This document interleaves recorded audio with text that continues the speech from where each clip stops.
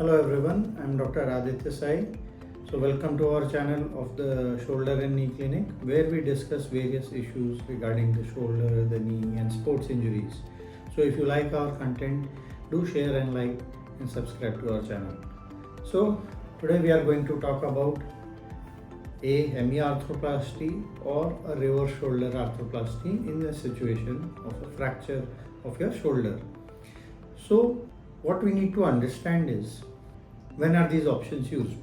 So you have a scenario. Obviously right now we are just talking about surgical treatment. Non-operative treatment is a different thing altogether, and we will discuss it in a different video. So when we talk about a surgical treatment, there are options where we can fix the fracture with plates and screws. There are options where we can just replace the ball which is fractured, which is a hemiarthroplasty, or we can replace the total shoulder, which is called a reverse shoulder arthroplasty. So typically fracture fixation is something which we do in men below the age of 70, females below the age of 65 to 70. These are the candidates in which bone quality is good and we are able to get good hold of the screws and repair the fracture well, so that you get a good movement in the shoulder. So the purpose of any intervention in your body is to restore the optimum function as well as mobility. That's one thing which we need to be very clear about. So shoulder fractures as such represent fragility fractures. That means they are osteoporotic fractures. The bone is inherently weak. So in individuals below the age of 65 or 70, still we are able to get decent purchase with our various models of screws and plates, so that we can give you a reliable outcome. But as you cross 70, bone quality is quite bad and the risk of the surgery not working out is quite higher.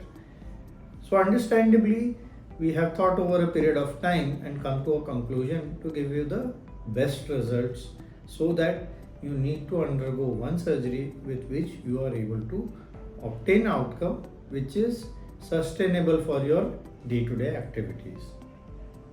So one of the options is a hemiarthroplasty, where just the fractured ball is repaired and a metallic ball is kept here.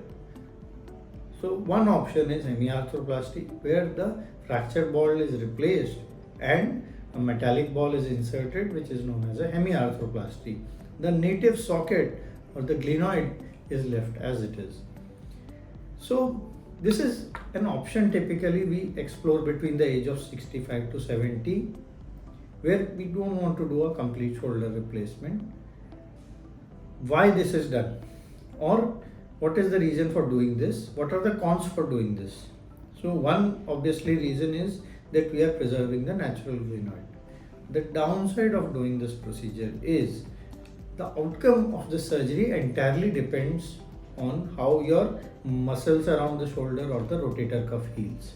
See, in a proximal humerus fracture, essentially what happens is the ball is driven down onto the shaft or the bone here, and the places where your rotator cuff is attached or the tuberosities, they just explode out. So typically in proximal humerus fracture or a shoulder fracture, this will be broken and lying somewhere else, this will be broken and lying somewhere else, and all the muscles will be attached here. So just addressing this ball will not be adequate. We need to stitch this as well as this to the ball and ensure a good outcome, because this is what will give you movement in the shoulder. Just replacing the ball does not give you the movement. The problem with the hemiarthroplasty is the results are very variable.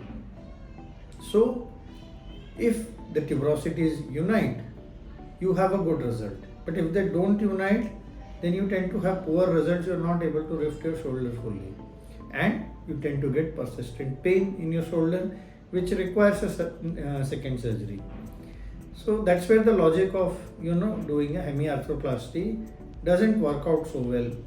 That's why we prefer doing a reverse shoulder arthroplasty. So even in this procedure, we repair the ball, we repair the muscle along with the bone here as well as here to the implant.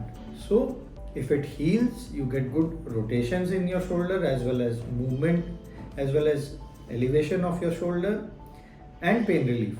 But in a scenario, if it doesn't heal, then still you will get lifting your hand up, to an extent rotations in your shoulder. So this is a procedure which is quite independent of the amount of healing of the tuberosities, and that is where the advantage of this procedure lies, that we can give you a reliable outcome. Even if the tuberosities don't heal, you get a good result, and if the tuberosities heal, you get an excellent result. So that's the difference. Here, if they don't heal, you will get good or very good result, and if they heal, you get an excellent result. Whereas in a hemiarthroplasty, if they heal, you will get a good result. If they don't heal, you will get an extremely poor result. So that's the difference, a huge difference. Typically in this age group where we are doing a reverse shoulder arthroplasty, the bone is very weak and we use various techniques to make these heal. The tuberosities heal, but still there is a chance of it not healing. So this is a more safer option, a more reliable option. Essentially in a reverse shoulder arthroplasty, the ball and socket both are changed, but the arrangement is such that the socket comes on the side of the humerus and the ball comes on the side of the glenoid. So the advantage that gives is it puts lesser load on the rotator cuff muscle, it puts lesser load on the tuberosities, it protects them, so there is a better chance of healing. So that's the advantage of doing a reverse shoulder arthroplasty. We have done many reverse shoulder arthroplasties for fractures and they have had very good and excellent results.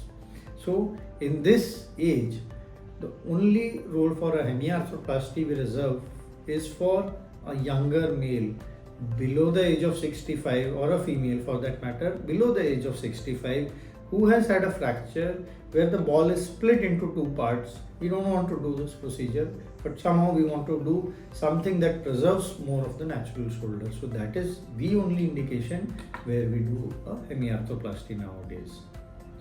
So both are good procedures, but this has proven a better track record and better long-term results. So this was a brief discussion regarding option of a hemiarthroplasty versus a reverse shoulder arthroplasty in the scenario of a fracture. So if you like what you saw, keep on watching our videos. Do like, share and subscribe to our channel. Thank you.